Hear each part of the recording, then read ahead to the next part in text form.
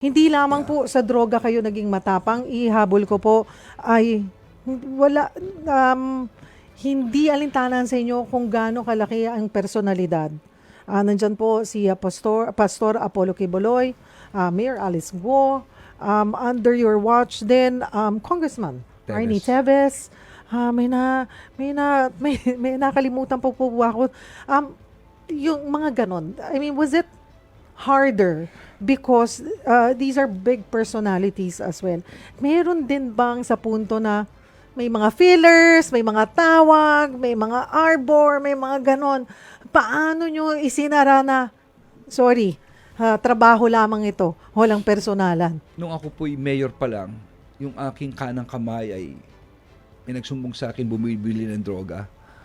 Kinausap ko magulang, ako mismo nagpakulong sa kanya. At ang sabi ko sa magulang niya, huwag na ho kayong umiyak sa harap ko. Dahil bandang huli, papasalamatan niyo ako at babaguhin ko yung buhay ng anak niyo. Nakulong siguro siya mga 3 years or 4 years, but after a while, wow, siya po ang naging head namin at is one of the best employees we've ever had. Wow. Hindi na siya bumalik, no? So may mga batang dapat pinaparamdam mong mali sila. Kaya when it comes to drugs, alam nila yan. Huwag niyo ako lalapitan, talagang tatablahin ko kayo. Pero not only drugs, but ibang mga bagay. Mabibigat na desisyon po ito. Sabi ko nga, baliwala ang talino ng tao kung wala kang tapang. You must have the confidence to stand alone, the courage to make tough decisions, and of course, the compassion to hear those who most need your help. No? But then, kailangan yan, Cheryl, dahil ano pang naging secretary ako of the interior kung matatakot ako sa kanila.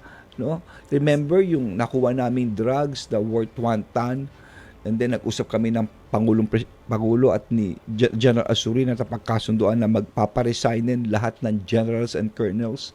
So, ako yung pinag-announce noon January, kaya yung Pasko, hindi ako nakatulog ng Pasko. Kasi, what if walang nag-resign? What if may lumaban? What if ganito? So, baka mag-resign ako noon. Kay Pastor Apollo Quiboloy, what if mali yung intelligence namin? What if hindi namin siya nahuli? No? Sigurado sa dami ng demanda ko, no? At that's how it is. You must have faith in your men. You go down with them and you go up with them. Ganun lang naman yun.